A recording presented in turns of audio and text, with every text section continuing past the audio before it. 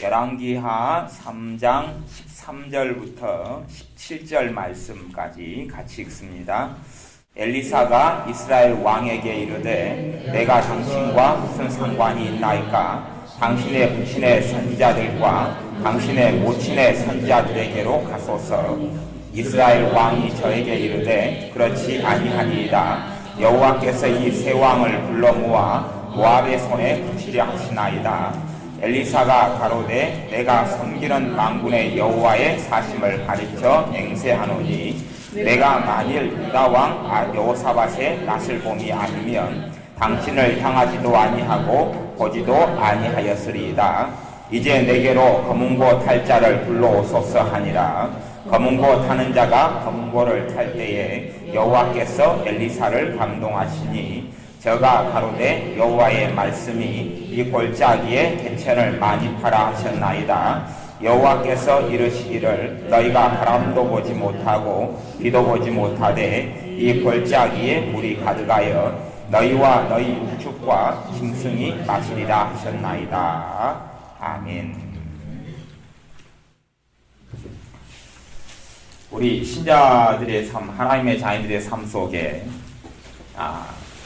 하나님께 주시는 좋은 걸 누리기 위해서는 실제로 우리가 더 거룩해지거나 내가 더 하나님 뜻대로 살아가거나 또 하나님 말씀에 더 순종해 가거나 더 많은 기도를 하거나 하는 게 꼭 필요하긴 하겠지요. 근데 우리가 상상하고 생각하는 것과 하고는 실제적으로는 굉장히 많이 다릅니다. 무슨 말이냐면 우리가 열심히 애를 써가지고 내가 더 하나님 뜻대로 살아야지라고 애를 쓴다 해서 그게 쉽게 됩니까? 안 됩니까? 안 돼요. 10년 동안 내가 마음을 쏟고 생각을 쏟는다 그래서 쉽게 그렇게 되지는 않습니다. 성경에 사랑해야지 그렇게 마음 먹으면서 사랑해야지 사랑해야 되겠다. 왜 사랑하지 못하는가? 사랑해야지. 또 하나님께 내가 사랑이 더 많은 사람이 되게 해주십시오. 그리고 석 달 열흘 기도해도 실제적으로 내가 더 사랑이 많은 사람으로 됩니까? 안 됩니까? 잘 되지 않아요. 그럼 이상하죠.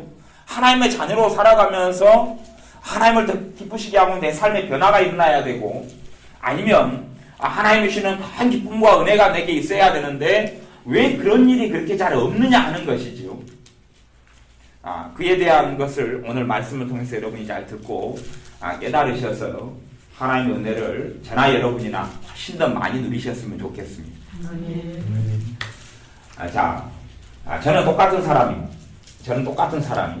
똑같은 사람인데 물론 뭐 좋은 신앙서역도 있고 별로 안 좋은 신앙서역도 있습니다만은 저는 똑같은 사람인데 어떤 신앙서적을 제가 읽다 보면 참 좋게 잘 쓰여진 신앙서적을 읽다 보면 제 마음이 뜨거워집니다. 그리고 기도가 터져요. 그리고 있다 보면 성령의 역사가 나타나요. 다시요. 여러분 똑같은 사람이에요. 똑같은 사람. 그냥 그저 그래요. 이 상태에서 어떤 찬양 집회를 간다든지 어떤 찬양을 불러요. 여러분 마음을 새롭게 하는 찬양을. 내 마음에 내가 그 가사에 동의하고 내 마음에 정말로 드는 그러한 내 심령을 울리는 찬양을 불러요. 그때에 성령의 임재하심이 있죠. 마음이 뜨거워지죠.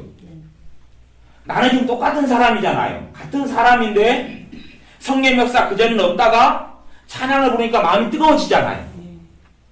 사실은 그것이 그 비밀의 답에 속해 있습니다. 내가 지금 더 거룩한 사람이 돼서가 아니잖아요. 지금 돼서가 아니라 나는 냉랭하고 그대로인데 내가 어떤 설교를 듣다 보니까 마음이 뜨거워져서 주님을 더 사랑하게 되어지고 회개가 되어지고 주님을 더 의지하게 되어지고 나는 같은 사람인데 그러면 뭐가 필요해? 매개체가 필요하지. 매개체가. 엠마오로 가는 두 제자가 실망하고 절망했습니다. 그래서 엠마오로 갑니다. 주님께서 십자가에 죽으신 다음에 그래서 우리는 그가 이스라엘을 구원하실 구속자라고 믿었는데 그렇다라고 구원하신 예수님이 나타나셨는데 못 알아본 다음에 왜 이리 너희가 슬퍼하며 그렇게 힘들어하느냐 그러니까 당신은 나사렛 예수님에 대한 일을 모르십니까? 그리고 이야기하죠. 그때 주님께서 하나님의 말씀을 더디 믿는 자들이여 라고 책망하시면서 모세로부터 선지자의 말씀을 통해서 그리스도가 고난받아야 될 것을 말씀을 쫙 풀어줬다 그랬어요. 누가복음 24장에 보면 말씀을 쭉 풀어주는 때에 제자들에게 일어났던 것이 성경에 기록되어 있기를 엠마오와 두 제자가 서로 이야기를 나눕니다. 우리가 주님의 말씀을 들을 때 우리의 마음이 뜨겁지 아니하더냐 그랬어요. 제자들은 낙담과 낙심에 취해 있는 사람이잖아요. 그 상태, 절망과 낙심 있는 상태예요. 이들이 대단히 기도를 한 것도 아니고 대단히 거룩하게 된 것도 아닌데 말씀이 풀어져가지고 자기들에게 해석되고 강론되어져 자기들에게 들려오니까 마음이 새롭게 되기 시작해요. 그 절망과 한탄과 근심이 물러나기 시작해요. 이것이 사실은 우리가 하나님의 은혜 받는 비결이 그 속에가 들어가 있습니다. 뭐가 필요해? 매개체. 첫째는 하나님의 말씀이라는 매개체가 필요합니다. 하나님 말씀이 해석되고 강론되고 풀이돼야 된다는 것. 또 그것보다 더 깊은 이야기도 있습니다. 연관되는 건데요. 오늘 읽었던 열왕기하 3장에는 무슨 이야기가 있냐 하면 3장에는 유다 왕 여호사밧과 또한 이스라엘 왕이 서로 하나가 돼가지고 3대1로 다른 나라 세 왕의 이 군대하고 싸우는 이야기가 나와 있습니다. 근데 이스라엘 왕은 하나님을 등지고 버린 사람이지요. 그렇기 때문에 선지자가 엘리사 선지자 만나서 당신과 내가 무슨 상관이 있느냐? 당신의 엄마의 선지자들, 당신의 선지자들에게 가라. 나한테 묻지 말아라. 라고 책망을 합니다. 그 다음에 이제 내가 유다 왕 여호사밧의 낯을 봐서 내가 어떤 일을 하겠다. 그러면서 어떤 걸 요구합니까? 뭘 타는 자를 불러오라 그럽니까? 검은 거 타는 자를 불러오라 그럽니다. 그것이 몇 장에 나오냐 그러면 15절, 3장 15절에 나오죠. 열왕기하. 이제 내게로 검은 고 탈 자를 불러오소서 하니이다. 검은 고 타는 자가 검은 고를 탈 때에 여호와께서 엘리사를 감동하시니. 지금 엘리사 선지자는 감동이 좀 없는 사람이, 다시 이야기하면 성령의 역사와 능력이 그 상태는 엘리사 선지자가 이스라엘 왕을 책망하고 야단치고 그럴 때는 그런 게 감동이 없는 사람, 그 권능이 나타나지 않는 상태다 그 말이에요. 똑같은 상태예요. 상태의 사람인데 검은 고 타는 자를 불러오라 그랬어요. 그러면 성령님의 그 감동이 하나님의 능력으로 덧입혀져서 그 능력이 땅을 파괴하고 그리고 거기에 하나님이 채우신 물로 가득 차게 한 비밀이 어디에 있었다는 이야기, 검은 고 탈 자가 있었다고 그 말이에요. 우리식으로 검은 고라 했지만은 사실은 이스라엘이나 중동에가 검은 고가 있을 리가 없죠. 그게 사실 수금인데 번역할 때 그냥 검은 고라는 단어로, 왜 그냥 수금이라고 번역해 봐야 당시에 성경의 번역될 100여 년 이상의 전에는 수금이라는 악기를 알 수가 없으니까, 지금같이 인터넷 시대면 검색해 보면 되지만 당시에는 모르니까 우리나라에 악기 해봐야 몇 개 없잖아요. 옛날에 좀 쓰였던 악기 아쟁은 별로 쓰이지도 않았고 검은고, 가야금, 장구, 복, 꽹가리. 근데 타악기 계열은 전혀 그게 아니죠. 그러니까 검은고하고 가야금 정도만 좀 해당되는데 수금하고는 둘 중에 비교해 보니까 검은고 정도로 해야 되겠다 그렇게 한 거죠. 이렇게 수금 타는 자를 불러오라 그랬어요. 수금이 타기 전까지는 엘리사 선지자가 성령의 감동을 받지 못해요.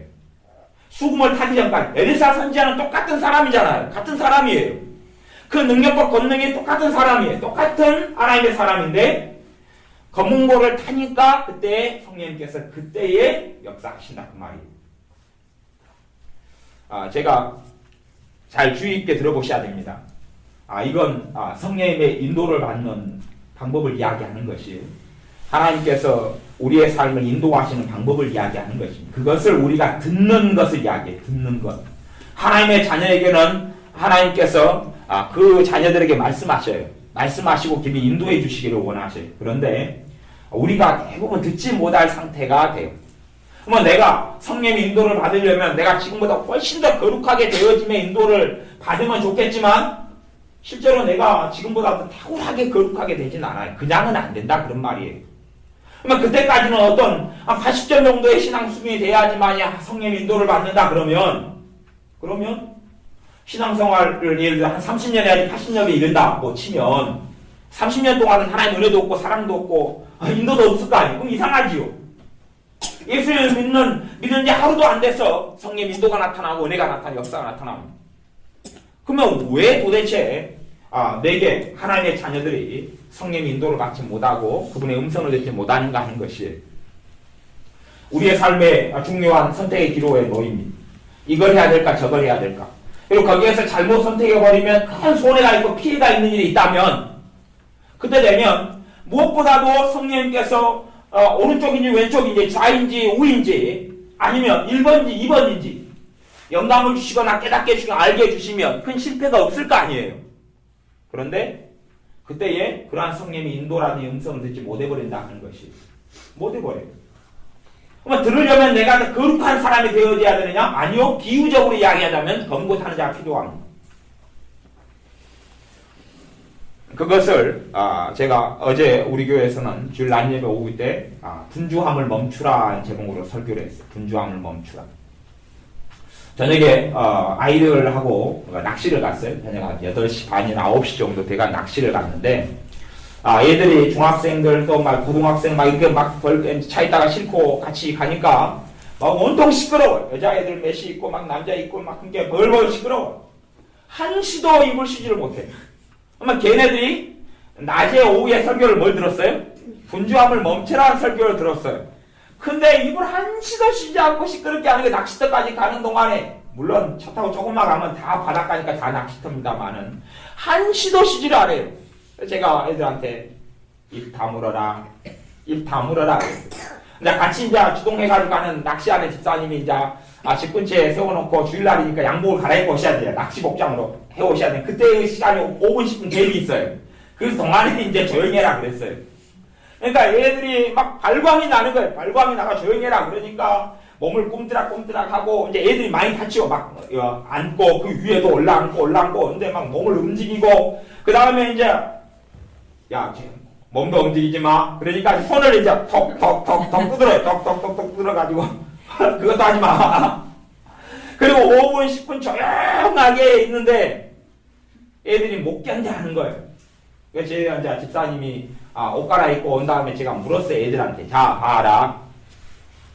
너희들이 몸은 멈추고 입은 멈췄는데 분주함이 멈추냐? 마음이 분주함이 멈췄냐 안 멈췄냐? 멈췄겠어요 안 멈췄겠어요? 안 멈춰요. 안 멈춰요. 내 마음의 분주함이 멈추지 않을 때는 하나님의 음성을 듣지를 못합니다. 내 분주함이 멈추지 않을 때는 기도를 죽습니다. 기도를 죽을 쓴다고요. 기도에도 기도가 안 풀린다 그 말이에요. 내가 정말 다급하고 절망적인 문제를 만나면 하나님의 도우심과 권능과 응답이 어느 때보다 필요할 때잖아요. 그리고 내가 기도를 하는데 기도가 안 되고요. 기도를 한 5분 10분 하다 보면 기도가 되기보다는 뭐가 돼요? 낙담이 돼요. 희한한 건 내게 정말 절박하고 중요한 문제가 없고 평안할 때 기도할 땐 기도가 잘 되는데 정말 중요한 문제를 만나고 기도하면 기도가 안 되버려요. 그래요 안 그래요? 그렇지. 도대체 하나님은 그래서 어떤 사람은 성령님은 시험에 약하시다 그런 사람도 있어요. 그러니까 보통 때 되면 막 찬양 볼 때 되면 성령님께 은혜도 있고 막 역사도 있고 기쁨도 있는데 시험 볼 때 되면 기쁨도 없고 즐거움도 없고 답답해지니까 성령님은 시험에 약하시기 때문에 시험만 보면 도망가 버리신다. 그렇게 어떤 신학생은 말장난을 하는 경우도 있어요. 그런 것처럼 희한한 거예요. 평안하고 무슨 문제가 없고 무슨 근심거리가 없을 때는 기쁨도 있고 감사도 있다가 근심거리가 있고 내 앞에 문제가 직면해 있고 고통이 직면해 있을 때는 기도가 안 돼 버리는 거지. 그것이 내 거룩함이나 내 행위나 내 삶이 대단한 죄가 있어서 그러겠습니까? 아니요. 나는 그냥 똑같은 사람이거든요. 오늘은 여러분이 기도가 잘 됐어요. 예를 들어 기도가 너무 잘 돼요. 은혜도 있고 기쁨도 있고 찬양할 때 막 감사도 있었어요. 예배 드릴 때 막 기쁨도 있었어요. 그러다가 집에 갔는데 예를 들어 남편이 나를 기가 막히게 하는 소리를 들어요. 기가 막히게 하는 얘기를 내게 한단 말이에요. 나를 너무 중치가 막히고 힘들게 하는 이야기를 해요. 그 다음 내가 힘들어졌죠. 힘들어졌으니까 그때에 내가 하나님의 딸로서 하나님의 자녀로서 하나님의 사랑을 그때 받고 누릴 때 그 위로를 받을 때잖아요. 성령이 위로로 교회가 부흥하고 성령이 위로로 신자들을 살아갔다고 사도행전에 되어 있는 것처럼 위로가 필요할 때이어서 남편에게 정말로 고통스럽고 힘든 이야기를 들은 다음에 기도를 해요. 낮에는 잘 되는 기도가 돼요 안 돼요? 안 된단 말이에요. 그것이 문제라냐. 그것이 지금 엘리사 선지자 똑같은 사람인데 검은고 타는 자가 와서 검은고 수금이죠. 수금을 하기 전까지는 성령의 능력에서 나타나질 않아요. 그러니까 데리고 오라는 것이지요. 두 왕 그랬을 거 아니에요. 지금 한시가 급하고만 적군이 지금 앞에 진을 쳐 있고 새 왕과 싸워야 되고 언제 공격에 들어올지 모르고 우리 물이 없어가지고 목말라 죽어가는데 엘리사 선지자는 당신은 참으로 한가하시군요. 이때에도 노래 부르고 노시렵니까? 수금 타는 자가 필요합니까? 물을 주셔야지 왜 수금 타는 자를 데리고 오라 그럽니까? 근데 수금 타는 자가 없으면 엘리사 선지자를 통하여 하나님의 권능의 역사 나타나지 않았다 그 말이에요. 수금 타는 자가 도대체 무슨 일을 정확히 했는지 100% 정확하게 알 수는 없어요. 그런데 몇 가지는 알 수가 있습니다. 몇 가지는. 그 중에 하나는 엘리사 선지자의 마음을 잔잔케 했다는 것이, 물론 수금을 당시에 타는 사람들 대부분 시편으로 찬양을 많이 했던 사람들이에요. 그런데 찬양을 했든지 그냥 탔든지 간에 뭐 요즘식으로 유행가가 있다 손 치더라도 엘리사 선지자가 유행가를 들을 사람은 아니죠. 그러니까 최소한은 찬양을 한 거죠. 찬양을. 노래 불렀든지 그냥 당시에 수금 타는 사람이 자기가 연주하면서 노래 찬양을 했든지 아니면 악기만 탔든지까지는 모르겠어요. 그런데 그 소리를 들으면서 선지자는 마음이 분주함이 멈췄다는 이야기예요. 우리가 하나님의 은혜 받는 비결, 성령의 인도받는 비결은 내 마음의 분주함이 멈춰야 한다 하는 것이. 내 마음의 분주함이 멈춰야 한다. 멈추지 않으면 기도가 안 돼. 난 똑같은 사람인데. 여러분이 기도 생활하실 때에 잘 여러분 자신을 확인해 보셔야 됩니다. 마음이 막 답답하고 힘들고 그럴 때 기도하면 은혜가 있어요? 없어요? 없어요. 조급함과 답답함과 내 안에 서두름이 있다는 것은 나로 가득했다는 이야기예요. 나로 충만하다는 이야기예요. 성령께서 나를 충만케 채울 자리가 사실은 없다 그런 이야기예요. 근데 내가 잔잔하고 평안한 상태에서는 그걸 비유하자면 내가 비워졌다 그렇게 표현할 수 있어요. 그 상태에서 성령의 역사가 나타납니다. 그 상태에서 하나님의 위로가 나타나요. 그 상태에서 하나님의 지혜가 와요. 그러니 내가 뭔가로 내 마음을 채운 상태에서는 절대 하나님의 역사가 거의 없거나 아니면 성령의 인도하심을 누리지 못한다는 것을 명심하고 기억해야 됩니다. 거꾸로 우리는 그렇게 생각해.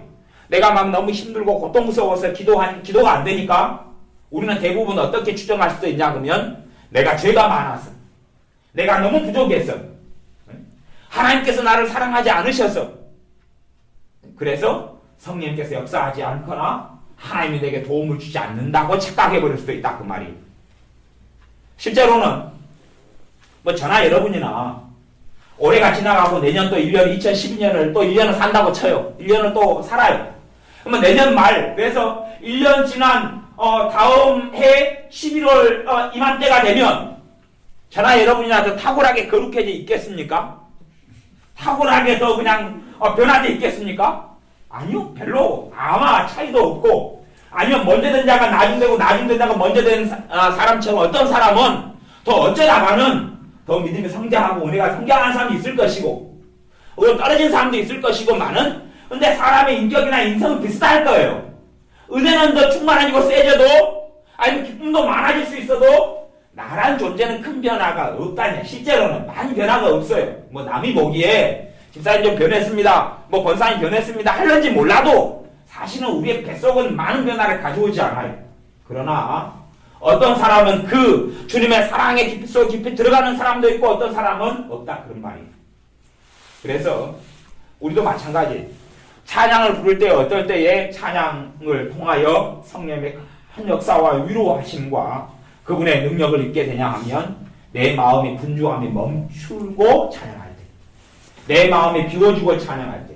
그래서 요즘에 뭐 은사 집회 같은 데나 가면은 폼을 그렇게 잡잖아요. 양반으로 딱 앉아가지고 손을 쫙 펼치는 그런 폼을 잡아가지고 기도하면서 성령 임하시옵소서 주시옵소서 그런 폼을 요구하는 어떤 집회들도 제가 있는 데를 가봤어요. 근데 그런 자세가 중요한 게 아니라 내 마음의 조급함과 분주함과 바쁨과 서두름이 멈춰져야 한다는 것이, 그 상태가 성령님의 인도를 받을 수 있는 상태가 됩니다. 그 상태가 아니면 인도를 받지 못해요. 거꾸로 내 마음이 분주한 상태에서 어떤 걸 선택하면 실패할까요? 성공할까요? 실패합니다. 내가 분주한 상태에서 절대 선택하면 안 돼요. 그때는 안 해버리고 손해보는 것이 나아요. 내 마음이 분주한 상태에서 결정을 내리면 안 돼요. 분주한 상태는 성령의 인도를 못 받는 상태예요. 내 마음이 조급한 상태에서는 절대 선택을 하면 안 된다 그 말이에요. 조급한 상태에서는 결정을 내리면 안 돼요. 반드시 손해를 보는. 내 마음이 가령 내 마음이 막 조급해요. 근데 내일 계약하기로 했어요. 계약 날이에요. 그러면 계약을 반드시 해야 된다고 한다면 그러나 내 마음은 아직도 조급해요. 그리고 내일 그 시간이 되었는데 조급해요. 그러면 앞에 계약금을 줬던 걸 떼먹더라도 아니면 그냥 사정사정 해가지고 하루 이틀을 미루더라도 그때 계약하면 안 된다 그런 말이에요. 그러면 온전하게 하나님 주시는 모든 걸 누리지 못하거나 아니면 내가 잘못된 선택을 하게 되어져요. 내 마음이 뭔가에 사로잡혀 있을 때에 결정을 내리거나 선택을 하거나 길을 걸어가면 안 된다는 이야기예요. 내 마음이 뭔가에 사로잡혀 있을 때는 안 돼요. 지금 성령의 역사, 하나님의 역사의 기본적인 모양은 평강이에요. 평강이에요. 그리고 하나님의 지혜가 나타날 때는 내 지혜가 돌아가고 있을 때 하나님의 지혜가 옵니다. 내 지혜가 돌아가고 있을 때 마귀의 역사는 내 지혜를 스톱시키고 뭔가에 사로잡히게 만들어요. 성령의 역사는 내 지혜를 더 활성화시켜요. 그래서 내 의식이 뚜렷해지고 그 다음 내 마음 평안해지고 그리고 내가 더 분별력이 생겨가고 상식이 풍성해지는 가운데 하나님의 지혜가 와요. 그렇기 때문에 성령 충만함은 누구보다도 내 새 사람이 더 활동적이 되고 내 새로운 하나님의 사람이 더 자유롭게 되는 것을 이야기해요. 진리를 알지 진리가 너를 자유케 하리라 요한복음 8장의 말씀대로 마귀 충만 아니면 근심으로 가득 찬 것은 뭔가 사로잡히는 것이고 성령 충만은 사로잡히는 게 아니라 자유케 되는 것이 내가 지혜로워지는 상태, 내가 자유로워지는 상태, 내가 뭔가에 사로잡히지 않은 상태에서만이 인도를 받아요. 성령의 인도를 받아요. 내가 더 많은 죄를 지어서의 문제보다는 실제로 봐보세요. 사마리 여인이 있어요. 남편을 5명째 남자를 바꾸고 6번째 남자하고 살아요. 물론 여러 남자하고 살았던 죄를 친다면 사실은 저는 그 죄보다는 그런 죄는 아주 사소한 죄라고 저는 봐요. 차라리 뭐에 비교하면요. 그 여자가 하나님을 믿는 마음을 가지고 있으면서 남자를 계속 바꿔가면서 얼마나 삶 가운데 절망이 많고 우울함이 많고 비통함이 많고 또한 수치심이 많고 아픔이 많겠어요. 그것이 더 극심하고 많은 죄라고 봐요. 그것은 세월만큼 그랬을 거 아니에요. 단지 이 남자하고 이혼하고 새로운 남자하고 살 때는 단지 단회적인 죄에 불과하잖아요. 그것은 한 번이잖아요. 그러면 6명째라면은 한 번 죄를 지었다 그러면 좀 덩어리가 있는 죄겠지만 6번째, 5번이고 끝이잖아요. 그런데 그 여자가 남자를 바꿔가면서 실망하고 절망하고 좌절하는 것은 하루에 매일 그럴 거 아니에요. 매년 그럴 거 아니에요. 매달 그럴 거 아니에요. 해가 지나도 그럴 거 아니에요. 그 죄는 상상할 수 없이 많은 거죠. 그러면 그 어마어마하게 많은 죄를 지은 사마리아 여인이 주님을 만났어요. 우물가에서. 그분의 영생을 얻고 그분의 구원을 받고 그분의 은혜를 받고 그분의 사랑을 받는데 그 여자가 다 변화되어야 된다면 다 모든 게 달라져야 된다면 완전히 거룩해져야 된다면 아마 여인을 만나 주님께서 그렇게 하셨을 거예요. 너가 가서 철저히 회개하고 너 삶을 다 정리하고 아니면 너 남자들한테 너가 헤어진 남자한테 찾아가가지고 다 잘못 빌고 나한테 찾아오면 내가 그때 너를 구원시켜주고 내가 그때 너에게 은혜를 주고 내가 그때 너에게 회개가 터지게 하고 그렇게 할 것이다. 주님이 그 사마리아인을 만나서 그렇게 이야기하셨어요? 아니면 다르게 이야기하셨어요?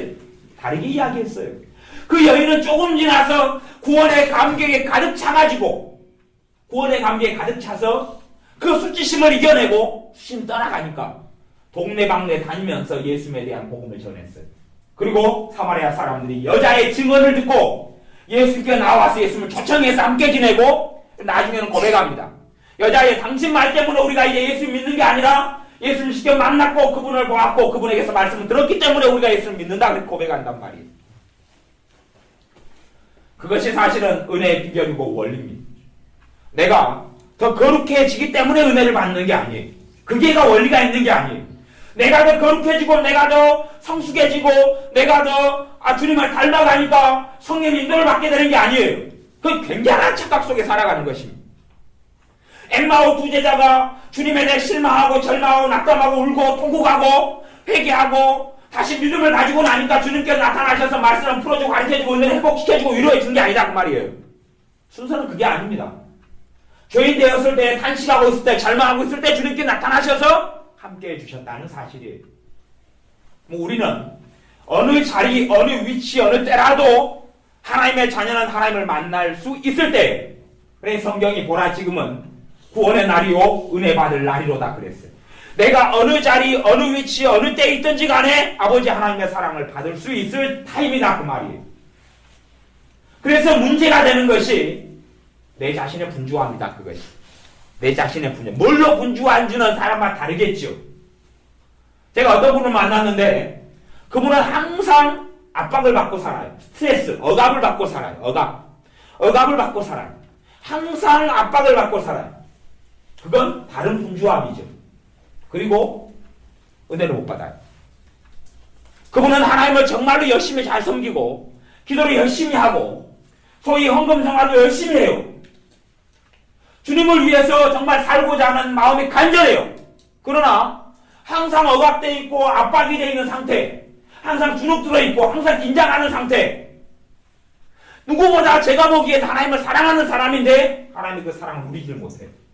무슨 이유입니까? 내 안에 긴장, 내 안에 다른 분주함이 있죠. 다른 분주함.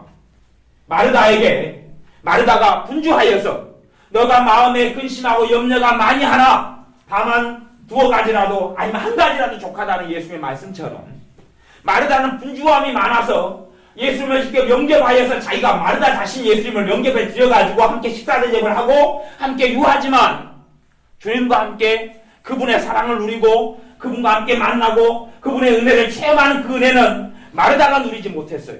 마리아가 누렸어요. 왜냐하면 마리아는 분주함이 멈춰졌거든요. 내 마음의 바쁨과 서두름이 멈춰졌거든요. 여러분이 기도하실 때에 분주함을 멈추는 것을 배우셔야 돼요. 기도 생활하실 때 분주함이 멈춰져야지만 그때의 성령의 역사하시기 시작합니다. 분주함이 멈춰졌을 때. 침묵기도라는 게 있어요. 침묵기도의 장점과 약점이 있어요. 근데 침묵기도가 어떨 때는 좋냐 그러면 분주함을 좀 멈추게 하는 데는 꽤 도움을 줍니다. 하지만 그 이후는 안 돼요. 분주함을 멈춘 다음에는 내가 열심을 가지고 기도를 해야지 이제 성령의 역사가 나타납니다. 분주한 상태에서 기도해가지고는 기도가 좀 하다가 막혀버리고 분주함이 멈춘 상태에서 내가 내 의지를 가지고 열심을 가지고 주님을 자꾸 기도해야지 성령의 역사가 나타나요. 이게 분주함을 멈추는 것을 여러분이 고민하셔야 됩니다. 제가 여수 바닷가에 살아도 낚시를 그렇게 많이 다니질 않고 이제 낚시를 좀 배우기 시작한 것이 하여튼 1년, 2, 3년이에요. 조금씩. 요즘에는 이제 지렁이 하나 사놓으면 5천 주고 사놓으면 지렁이가 아직 죽기 전에 몇 마리 못 쓰니까 아까우니까 다음날 지렁이를 또 물속에 생선 밥으로 주고 그 다음날 또 주고 이렇게 다녀봅니다만은 제가 낚시를 가면서 느낀 것이 있어요. 뭘 느끼냐 하면 이제 낚싯대를 메고 낚시 가방을 가지고 물론 다 낚시 가방이든 다 제가 돈 주고 산 거 별로 없고 이제 저희 집사님 거고 막 그런데 그래 가지고 지렁이만 이제 하나 사가지고 가가지고 낚시터로 가요. 낚시터가 골고루 있어요. 아무데나 다 낚시터예요. 그냥 한 10분 걸어가면 다 낚시터예요. 그러면 가가지고 낚시를 제가 3시간 하거나 2시간 하거나 때면 1시간을 해요. 그러면 어떤 낚시터에서 낚시를 하면 2시간 했다고 쳐요. 전혀 기도가 안 돼요. 전혀 기도가 안 돼요. 왜 기도가 안 되냐 그러면 그 낚시를 하고 있는데 제 마음이 분주해요. 굉장히 분주해요. 여러분이 분주하다는 운전하는 사람은 어떨 때 확인하셔야 되냐 그러면 열심히 운전하다가 그래 도로가 잘 뚫리고 길이 잘 열리고 신호등이 안 걸릴 때는 평안한 것 같아요. 그러다가 건널목을 하나 만나보셔야 돼. 신호등을 빨간불을 만나가지고 차를 정지를 딱 시켰어요. 그러면 여러분 마음이 이제 분주해진 것이 드러나기 시작해요. 드러나요. 제가 어제 놀고 시끄럽게 하던 우리 애들을 입을 다물라 조용히 시키니까 아이들이 막 떠들고 놀고 웃고 그럴 때는 자기들이 스스로 분주한지를 몰라요. 입을 다물고 나니까 자기 안에 막 그냥 급한 거, 조급한 거, 분주한 것이 그때야 막 들썩들썩 하거든요, 마음속이. 그런 것처럼 차 운전하다가 빨간 신호등을 만나보면 그때야 분주한 게 좀 드러나요. 그래도 안 드러나면 그 다음에 또 건널목 있으면 무조건 빨간불을 만나면 돼요. 한 3번 정도 만나면 확 드러나요. 내가 얼마나 내 안에 초조하고 긴장되고 바쁘고 분주한지. 그 상태를 유지하는 가운데서는 주님의 은혜 속에 들어가지는 못해요. 그 상태 속에서는 주님의 사랑을 누리지 못해요. 내가 주님의 자녀가 아니기 때문이 아니라 소위 말하면 내가 은혜의 물줄기를 내가 가로막고 있기 때문에 그래요. 수돗물이 여기까지 건물까지 다 들어와 있지만 수돗물 꼭지를 수도꼭지를 내가 열면 물이 나오고 닫으면 안 나오잖아요. 내가 스스로 수도꼭지를 닫아놓은 상태가 돼버리고 마는 것이 영적인 상태가 그렇게 돼버려요. 여러분의 삶 가운데 내가 어떻게 분주함을 멈출까? 내가 어떻게 멈출까? 반드시 노하우 방법을 배우셔야 돼요. 제가 낚시터를 가면은 제 마음이 계속 분주한 낚시하는 장소는 몇 가지 특징을 가지고 있더라고요. 제가 더 거룩한 사람이 되거나 아니면 더 죄를 많이 짓거나 그런 상태가 아니고 똑같은 사람인데 가면 몇 가지 특징이 있는데 하나는 주변 사람들 고기를 잘 잡는다는 거예요. 나는 안 잡히는데 제 마음이 뭐가 생겨요? 소위 말하면 시기 질투도 생길 거고 뭐 구체적으로 그런 거 별로 안 생기지만 그래도 막 왜 내 낚싯대는 물고기가 안 물어주는가 그 생각으로 분주할 거 아니에요. 그 다음에 사람들이 많아요. 많으면 눈치가 보여요. 왜 눈치가 보이냐 그러면 저는 초보 낚시꾼이잖아요. 그러면 주변에 많은 사람들 가운데 전문 낚시꾼들이 있거든요. 그 사람이 내 초보 낚시하는 걸 보면 얼마나 비웃을까 하는 생각이 간혹 들어온단 말이에요. 전문가의 눈으로 볼 때 내가 이제 초짜가 낚시를 들이는 걸 보면 얼마나 웃을까 그게 간혹 들어와요. 그러니까 내가 그런 낚시꾼의 눈을 피해서 낚시하려고 애를 쓰는데 그것 때문에 내 안에 분주함이 생겨나요. 그러다가 이제 엊그저께는 저기 동백골이라고 돌산으로 버스를 타고 갔어요. 버스를 타고 들어가서 그 아주 한적한 곳에 낚시를 갔어요. 그런데 제가 경험했던 것이 뭐냐 하면 그 한적한 곳에서 낚시를 하는데 한 3시간 있었는데 그렇게 기도가 잘 되는 거예요.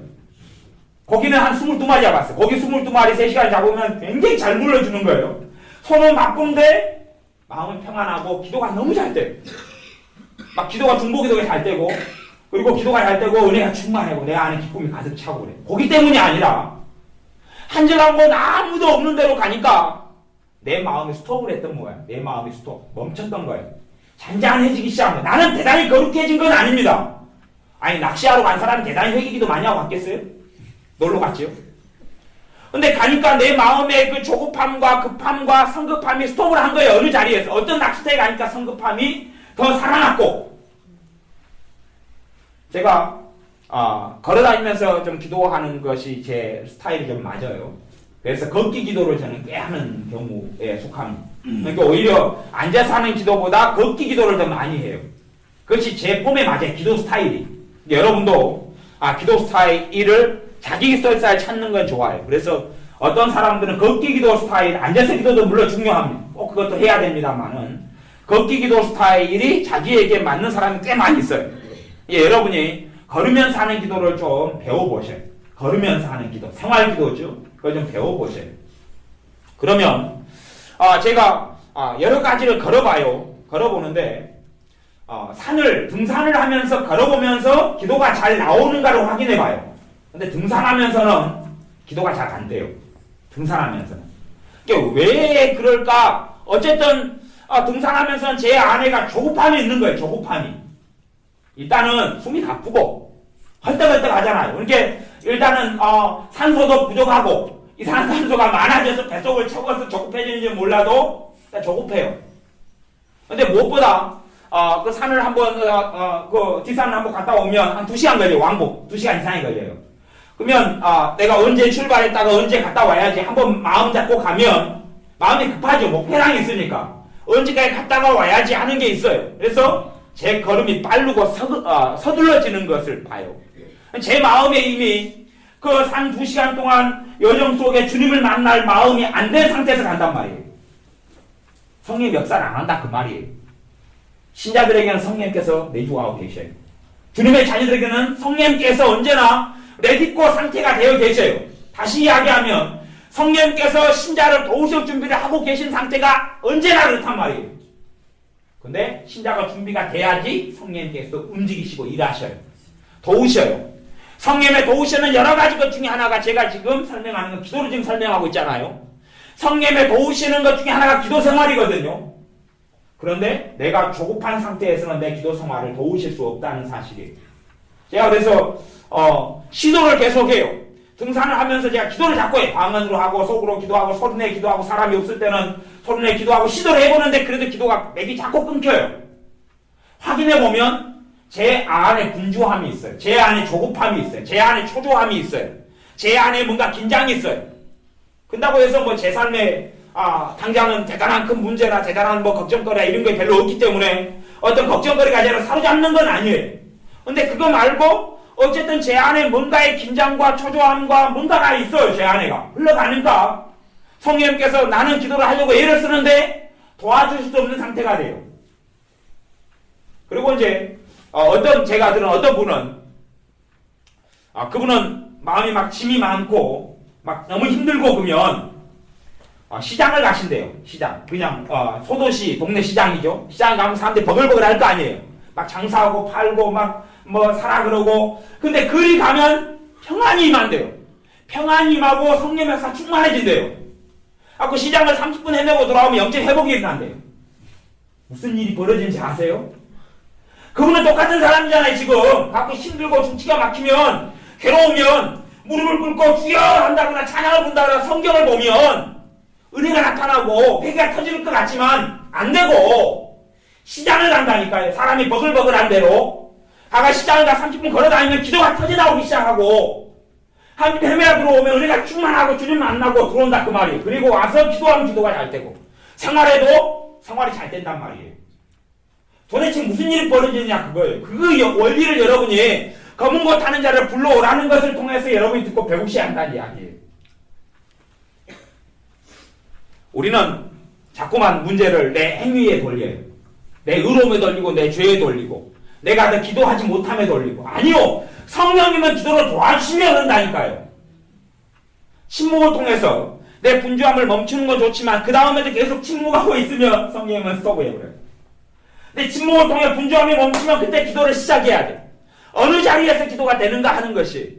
저는 그래서 그분의 이야기를 저도 이제 시도를 많이 해보죠. 저도 시장을 가봐요. 시장을. 기도가 전혀 안 돼요. 저는 전혀 기도가 안 돼요.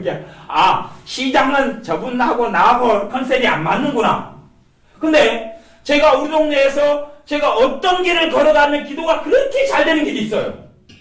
그 땅이 뭐 대단히 거룩한 땅이어서 그런 건 아니고요. 그 땅에 가면 하루방도 있고 막 별것도 다 있는데 뭐 땅의 문제가 아니라 어떤 길을 걸어가면 기도가 굉장히 잘 돼요. 근데 어떤 길들을 걸어가면 기도가 잘 안 돼요. 이유는 제 마음에 있는 거죠.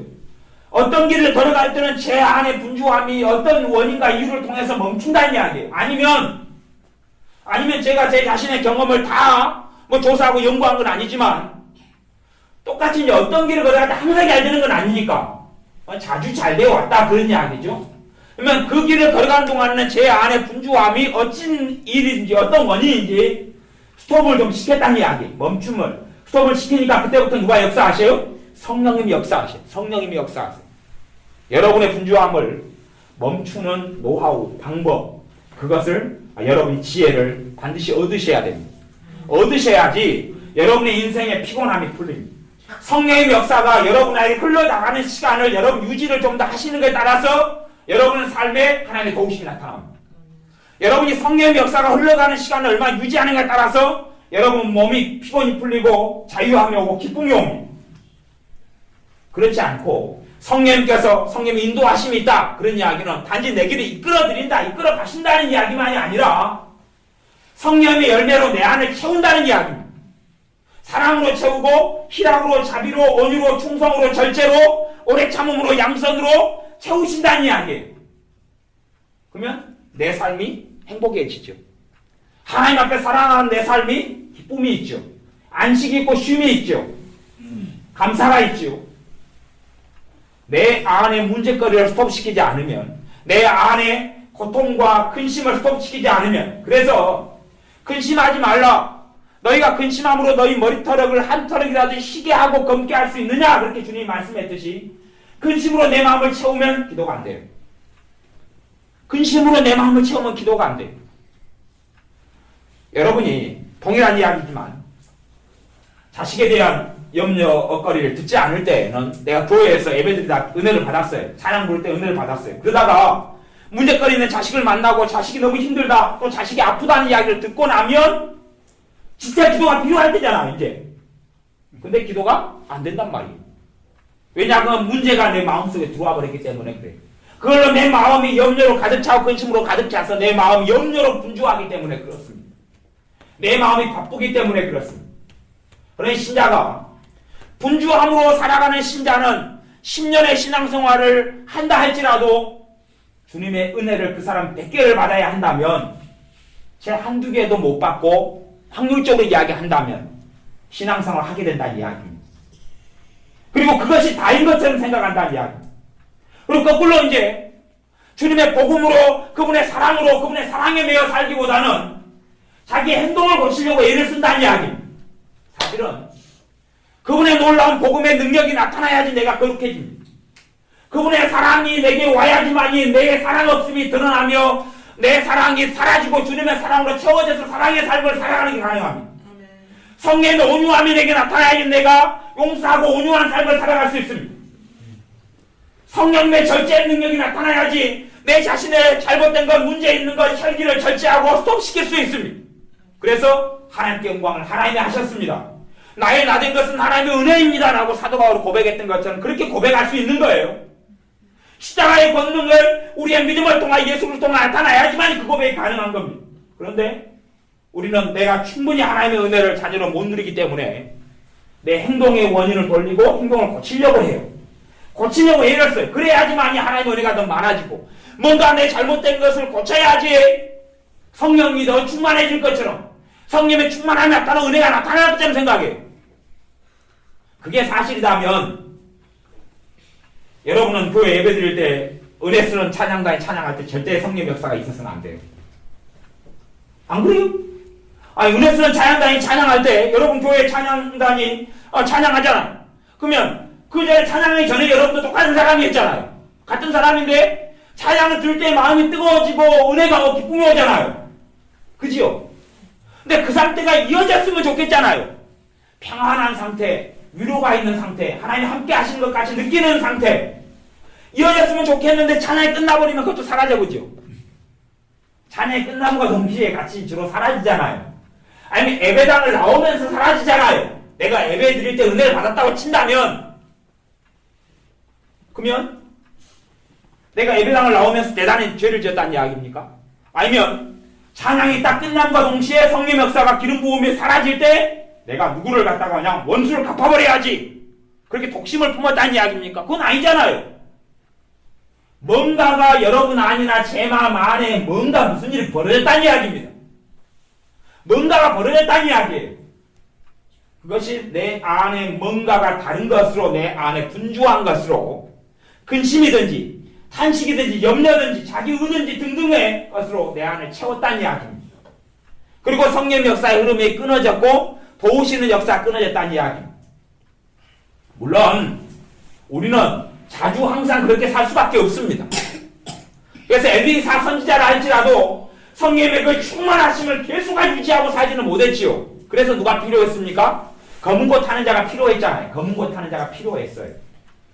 그랬던 것처럼 여러분이 여러분 안에 분주함을 스톱하기 위해서 엘리사 선지자는 자기 한계를 알아서, 내가 성령의 능력과 권능의 통로가 되려면, 하나님의 권능의 통로가 되려면 그 상황에서는 검은 곳 타는 자, 수금 타는 자가 필요하구나라고 자기 한계를 인정하고 불러오라고 해서 수금을 타고 검은 곳을 탔을 때에 그에게 성령의 권능의 역사가 나타났던 것처럼 여러분도 내게 어떻게 하면 성령의 권능의 역사가, 위로의 역사가, 함께 하신 역사가, 치유의 역사가, 위로의 역사, 지혜 주신 역사가 나타날까 하는 것을 배우시고 익히시고 아셔야 한다는 이야기입니다.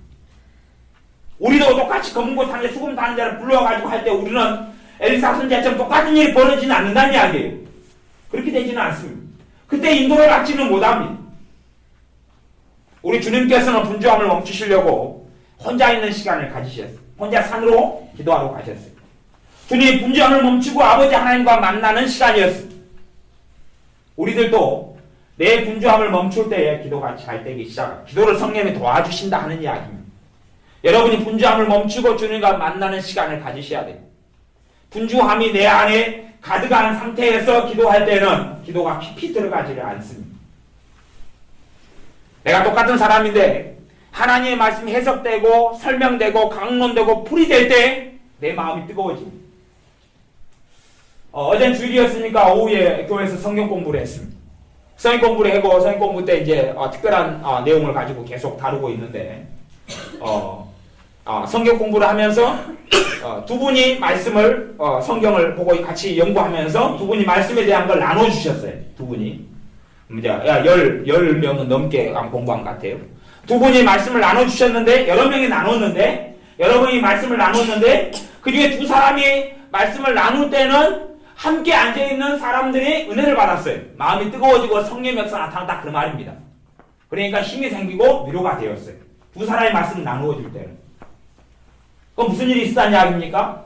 두 사람이 말씀을 설명하고 나누기 전에도 우리는 같은 사람이잖아요. 그런데 그 사람이 말씀을 풀어주고 해석해주고 설명해주니까 우리의 마음이 뜨거워졌어요. 엠마오의 두 제자처럼.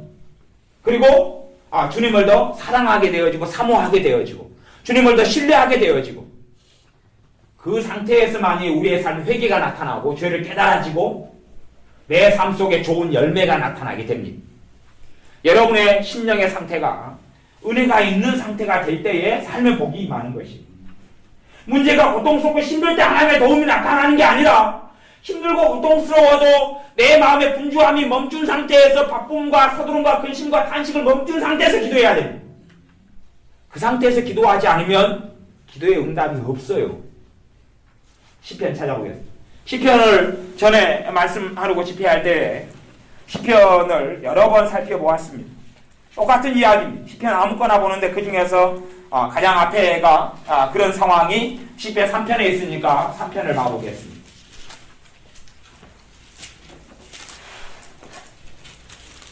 시편 3편에 이제 다윗 같은 경우는 쓰는 방법이 있습니다. 쓰는 방법이 다윗의 경우가 성경에 기록되어 있는 걸 보니까 우리가 가장 일반적으로 사용할 수 있는 노하우 방법인 것 같습니다. 시편 3편 1절 2절 말씀을 같이 읽습니다. 시작. 여호와여 나의 대적이 어찌 그리 많은지요. 일어나 나를 치는 자가 많소이다. 많은 사람이 있어 나를 가리켜 말하기를 저는 하나님께 도움을 얻지 못한다 하나이다. 아멘. 오늘 저녁의 말씀을 내일 또 반복할런지 어쩔런지 모르겠습니다만은 꽤 중요한 이야기를 하고 있는 것입니다. 꽤 중요한 이야기를 하고 있습니다. 꽤 중요한 이야기를 하고 있어요. 여러분이 지금보다 하나님의 사랑을 10배든지 100배든지 더 누릴 수 있는 것을 이야기하고 있습니다. 하나님의 응답을 난 똑같은 사람으로서 더 누리고 살 수 있느냐 없느냐를 이야기하고 있는 것입니다. 지금. 그러니까 굉장히 꽤 중요한 이야기가 됩니다. 어쨌든 중요한 이야기는 앞에서 다 전달을 했고 다시 이제 다윗의 상황을 가지고 좀 더 이야기를 하고 말씀을 마무리 지을 겁니다. 여호와의 나의 대적이 어찌 그리 많은지요. 일어나 나를 치는 자가 많소이다. 우리는 내가 회사에 갔을 때 나를 괴롭히는 한 사람만 나타나도 힘들어요? 안 힘들어요? 힘들어 미치고 한장할 것 같습니다. 그런데 다윗 상황은 많다 그래요. 원수가 굉장히 많다 그래요. 나를 치려고 다윗을 치려고 일어나는 원수들이 너무 많다 그래요. 그러니 얼마나 힘들겠습니까? 솔직히 집에서 가족 중에 한 명만 나를 힘들게 해버려도 굉장히 힘듭니다. 그런데 다윗은 굉장히 많다 그럽니다. 그 상황이고요. 2절에도 많은 사람이 있어 나를 가리켜 말하기를 저는 하나님께 도움을 얻지 못한다. 그러니까 가령 교회에 갔는데 어떤 집사님이 나한테 그래요. 집사님 기도해도 하나님 응답 안 해줄 거야. 그러면 기분 나쁘죠?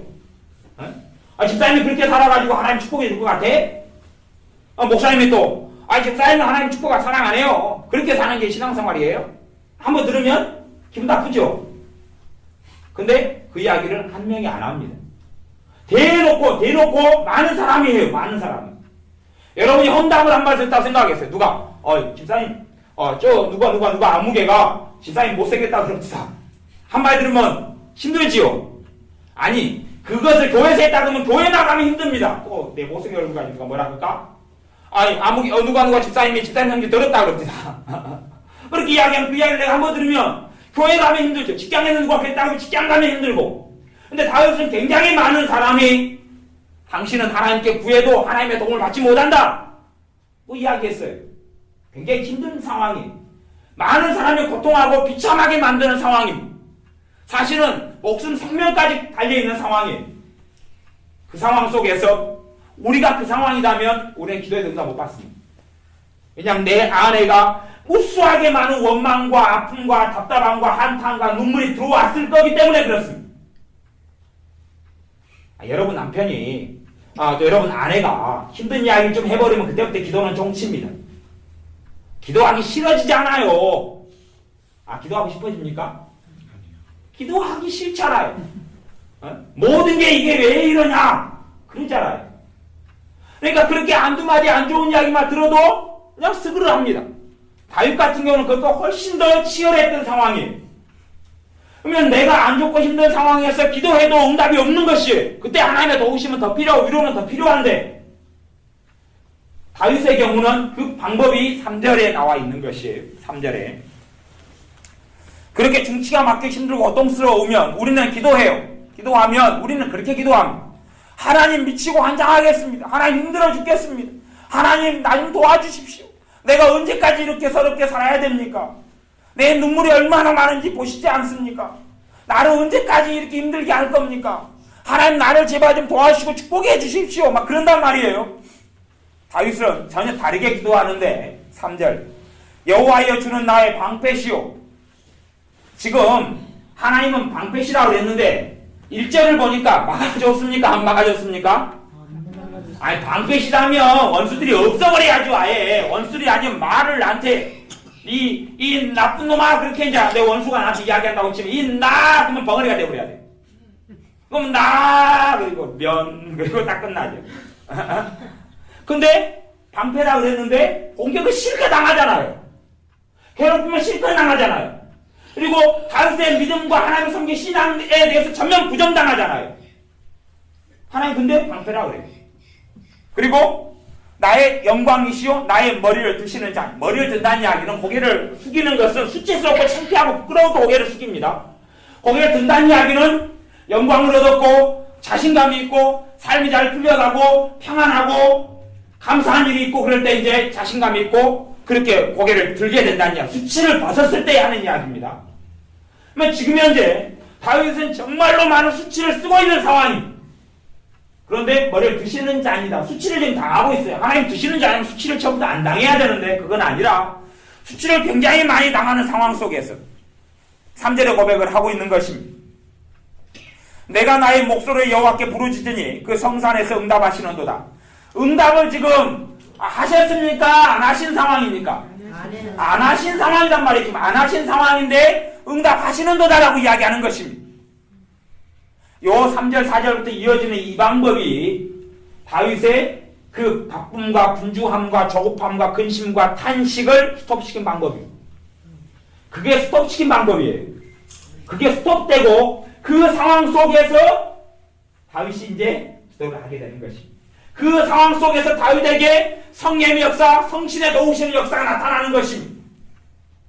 그래서 데살로니가전서 5장의 비밀이 범사에 뭐 하라고요? 감사하라고. 근데 사실 우리가 10가지 일을 만나면 10가지 일 중에서 좋은 일이 몇 가지나 됩니까? 9가지요? 5가지요? 50%? 한 가지, 2가지. 어쩔 때는 10가지를 만났는데 하나도 좋은 게 없어요.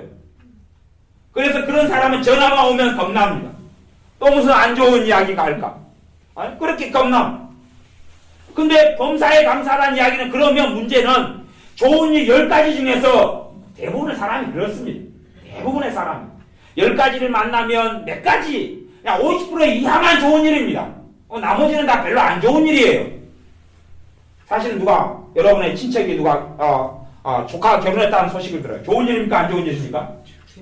안 좋은 일이잖아요. 돈 챙겨줘야 되잖아요. 아니, 한 건이면 1년에 한 건이면 좋아. 1년에 누가 가까운 사람, 아는 사람이 친척이 1년에 20건 결혼했다. 좋은 일이에요? 20건이면 돈이 얼마 안 돼요. 안 좋은 일이에요. 친구가 결혼했다. 돈 챙겨줘야 돼. 애 낳았다. 돈 챙겨야 돼. 집들이 해야 한다. 돈 챙겨줘야 돼. 사실은 이제 여러분 그런 일은 요즘 축하할 일도 안 되고 아주 괴로운 일입니다. 무슨 일이 있다 그러면 승진했다 그러면 좋은 일입니까? 열받지요? 별로 안 좋아요. 사실은 우리의 마음이 그렇게 나도 잘 되고 저 사람 잘 되면 좋은데 내가 계속 안 되는 상황에서 저 사람만 잘 된다는 소식을 들으면 좋은 일은 안 된다 그런 이야기예요.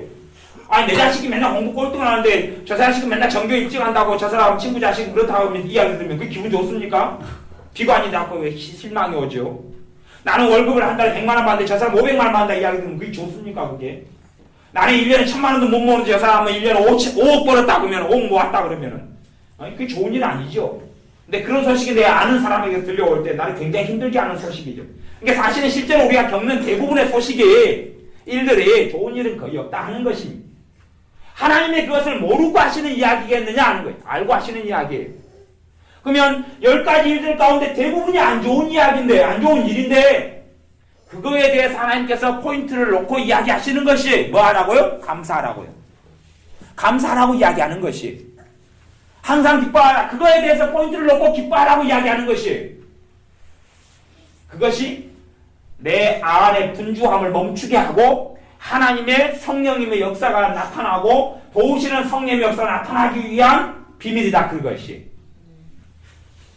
구약과 신약의 차이점이 여러 가지가 있지만 그 중에 하나는 신자들에게 가장 신자에게요. 불신자에게 가장 복되신 분은 우리 주 예수 그리스도예요. 하나님의 자녀가 아닌 사람이 예수님을 통하여 하나님을 만나고 하나님의 자녀가 됩니다. 그러면 이제 예수님을 구주로 믿고 살아가는 신자에게 있어서 가장 큰 축복은 성령 하나님입니다. 아멘. 성령 하나님이 신자에게 임하시고 떠나지 않고 함께 하시는 거예요. 그런데 문제는 구약과 신약의 차이점이 하나도 없다면, 아니면 심지어 엘리사 선지자나 엘리야 선지자에게나 모세에게나 여호수아에게 삼손에게 역사했던 그 성령님께서 지금 신약이고 우리 주 예수님께서 날 위해 죽으시고 부활하셨는데 예수님의 피가 있는데 예수님의 대속이 있는데도 구약보다 내게 성령님의 도우신 역사 더 없다면 우리는 굉장히 불행하고 비참하게 살아가는 사람이요 정말로 뭔가를 우리가 모르는 사람이라는 이야기예요.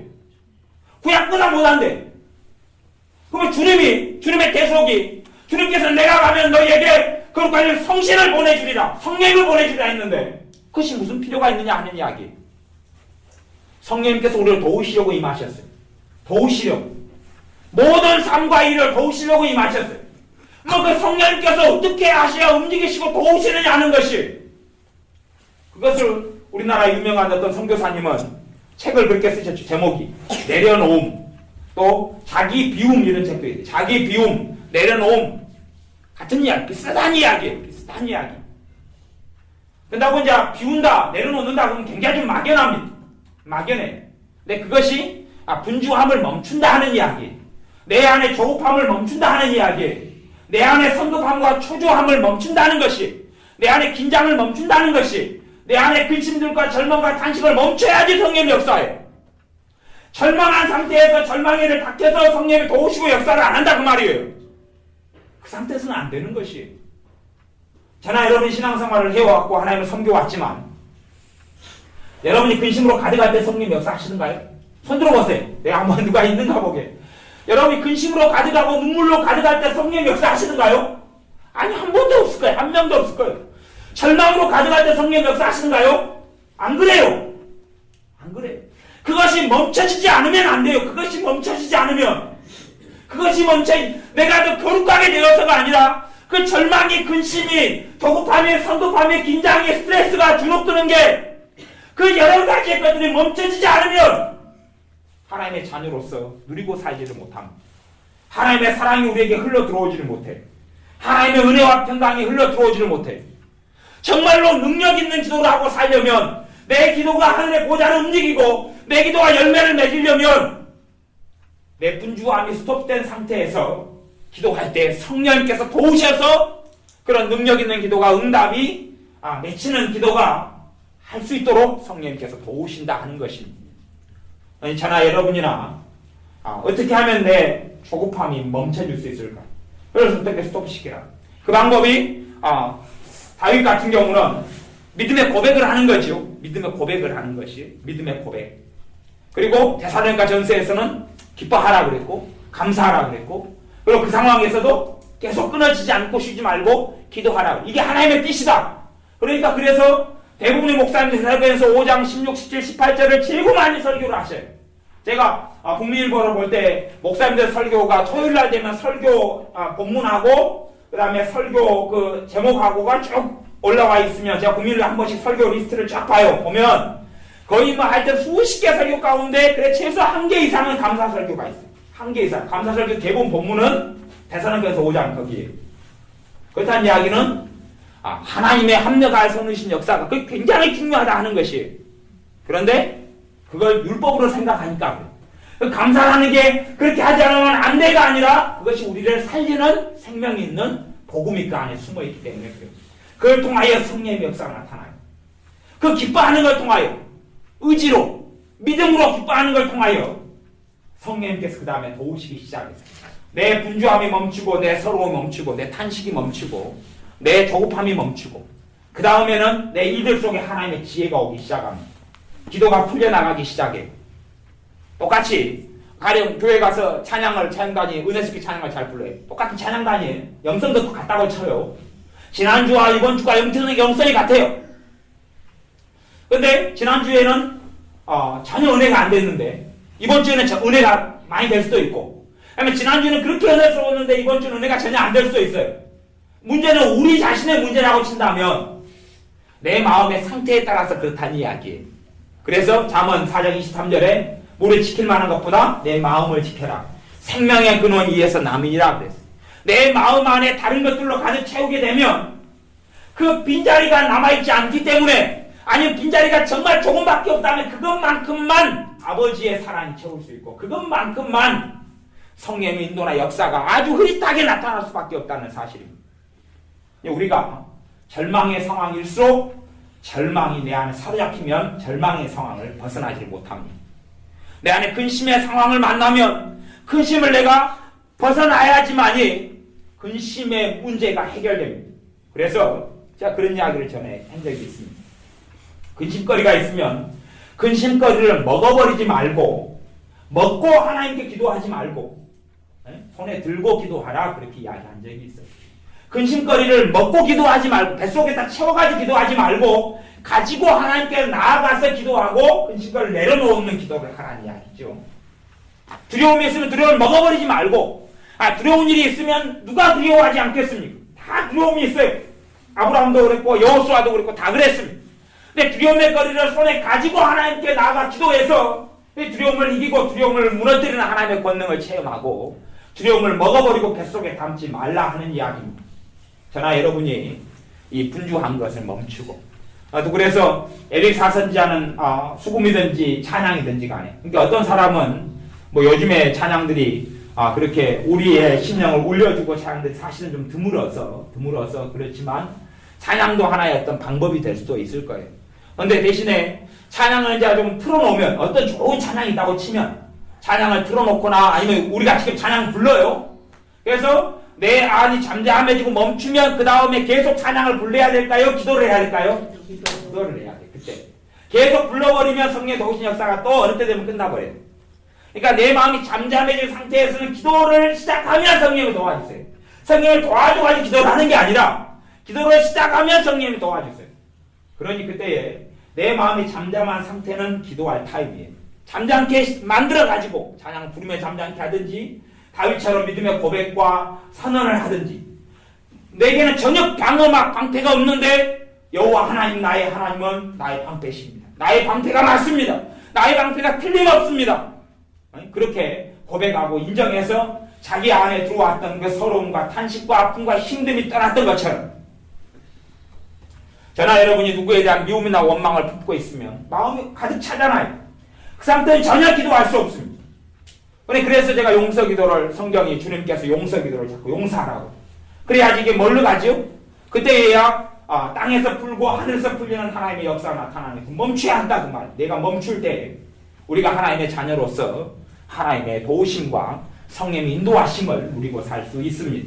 그렇게 마음의 분주함과 서러움과 한탄과 근심과 절망을 멈춘 다음에 근심을 해결하시는 주님, 절망을 내가 스톱시킨 다음에 내 안에 절망이 쫓아내고 내 손에 절망을 가지고 주님께 나아갈 때에 절망을 풀어주시는 주님을 만나시는 우리가 되시기를 바랍니다. 기도하겠습니다.